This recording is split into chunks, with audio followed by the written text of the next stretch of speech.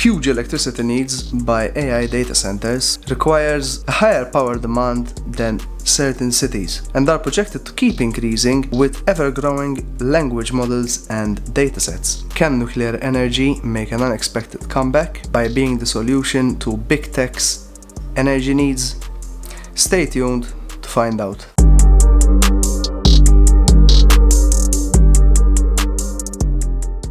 Data centers across the US are projected to reach a power demand of 606 terawatt-hour by 2030, from the 147 terawatt-hour demand in 2023. This rapid growth is fueled by continuous increase in data, computational power, and connectivity from digitization, as well as the rapid growth of new technologies, the most prominent of which is artificial intelligence.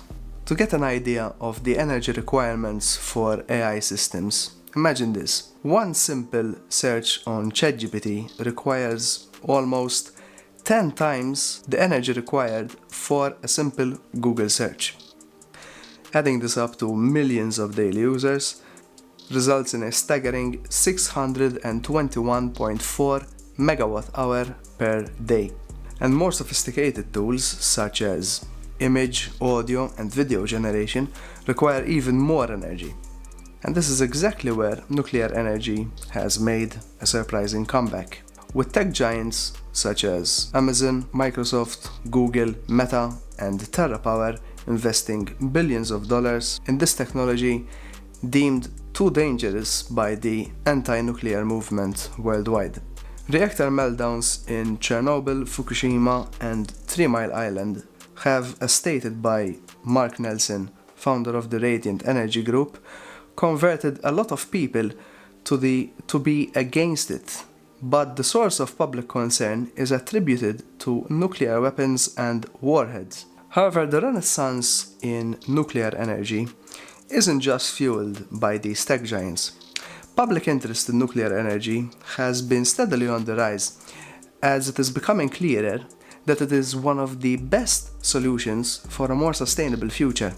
Due to the inherent problems of renewables, such that the wind isn't always blowing and the sun isn't always shining, a single nuclear reactor can provide a consistent power supply for years. Most of these tech companies are investing billions of dollars in decommissioned large-scale nuclear power plants to bring them back online, either to connect them directly to their data centers or provide power to the grid, to reduce the strain on the grid caused by these data centers. However, the cost of bringing back a nuclear power plant back online can range from a few $100 million up to billions, depending on the scale of the power plant and how long it has been shut down.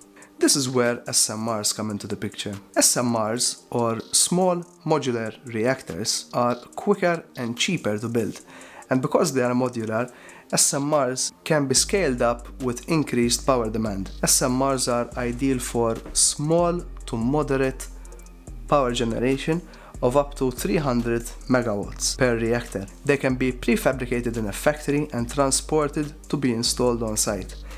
These are excellent for rural areas or small island nations, but also as a dedicated power supply to data centers or other tech industries. By the way, I will be doing a separate video on microreactors, which are even smaller than SMRs.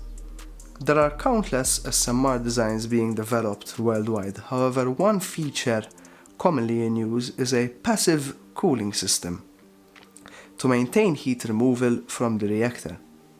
This enables automatic shutdown of the reactor without the need for an external power supply or human intervention. Another safety feature is the introduction of triso fuel elements, which consists of a small amount of fuel, uranium or plutonium, protected by layers of graphite and carbon-based compounds, which contain the fuel and prevent meltdowns in case of a malfunction.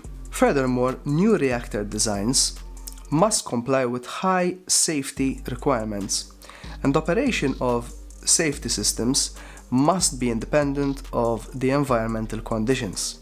In conclusion, as artificial intelligence continues to expand its realm of influence, so does the need for a reliable, clean source of energy to power these data centers and other facilities. Hence, the question rises, will nuclear be the solution to our AI-powered future? Let me know in the comments below. Thank you very much for watching, and I'll see you next week.